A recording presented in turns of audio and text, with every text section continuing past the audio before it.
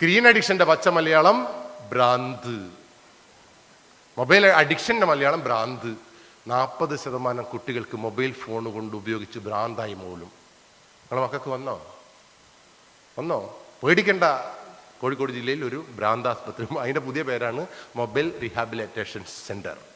നിങ്ങളെ മക്കൾക്ക് ലീവ് വേണമെങ്കിൽ ക്ലാസ് ടീച്ചർക്ക് ഒരു ലീവ് ലെറ്റർ കൊടുത്താൽ മതി. എൻ്റെ മകൾക്ക് റീഹാബിലിറ്റേഷൻ സെൻറ്ററിൽ പോകുന്നതിന് ഒരാഴ്ച ലീവ് വേണം. മാഷ് പറയും, ഇനി ഒരാഴ്ച ആക്കണ്ട, ആജീവൻ എന്താ അവിടെ താമസിച്ചോ എന്ന് പറയുന്ന ഒരു കാലഘട്ടത്തിലാണ് നിങ്ങളും ഞാനും ജീവിക്കുക. അതുകൊണ്ട് സൂക്ഷിക്കണം. ഇതും കൂടി മനസ്സിലായിക്കോ. നിങ്ങളെ മക്കൾക്ക് ഭ്രാന്ത് വന്നിട്ടുണ്ടോ നിങ്ങൾ അങ്ങ് നോക്കിക്കളാം. വളരെ സിമ്പിളാണ്. നിങ്ങളെ മക്കൾക്ക് ഭ്രാന്ത് നിങ്ങൾക്ക് ഭ്രാന്ത് വളരെ സിമ്പിളാണ്. നിങ്ങൾ ഇന്ന് തൊട്ട് വീട്ടിൽ പോയി നോക്കണം. മക്കൾക്ക് അത് ഉണ്ടോ നോക്കാം.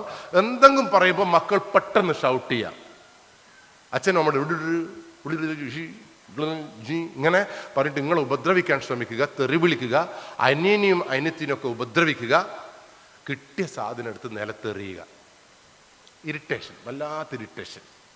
അതുണ്ടോ നമ്മളെ മക്കൾക്ക്? ഉണ്ടെങ്കിൽ ഉറപ്പിച്ചോ, നമ്മളെ 40% സ്ക്രീൻ അഡിക്ഷൻ ഭ്രാന്താണ്.